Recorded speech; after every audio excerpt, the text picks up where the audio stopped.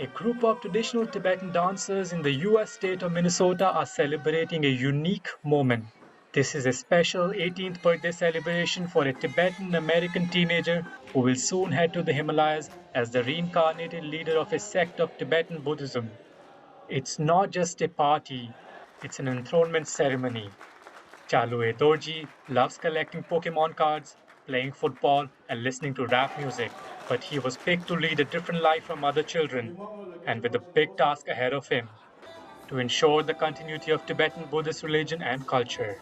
The easiest way to put it is like, it's just school overseas, but the stuff being taught, the stuff that I have to learn, it's a lot more complicated than college, but. Dorje was just 4 months old when he was recognized by a Tibetan Buddhist master as the reincarnation of a Rinpoche, an honorary title given to the most venerated Tibetan Buddhist lamas.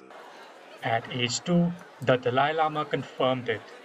Dorje is held to be the 8th reincarnation of the prominent Nyingma monk Thaksam Rinpoche, a powerful spiritual role in Tibetan Buddhism.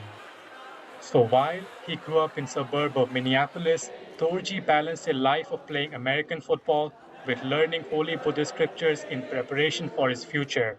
Nestled in the Himalayas is the Mindroling monastery in Indian state of Uttarakhand. After China took control of Tibet, many Tibetans fled to northern India, making a new home there and establishing a government in exile. The original Mindroling monastery is in the part of Tibet ruled by China. But in 1965, leading lamas re-established a monastery near the Indian mountain town of Dehradun. Next year, Dorje will leave Minnesota and come here.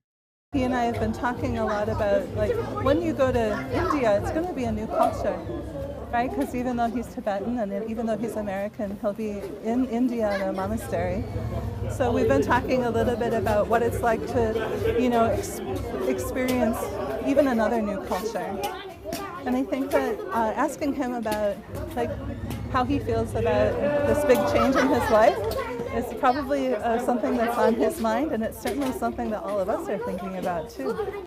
Dorje says he wants to follow in the footsteps of the Dalai Lama, Nelson Mandela, and Gandhi and become a leader of peace in a troubled world.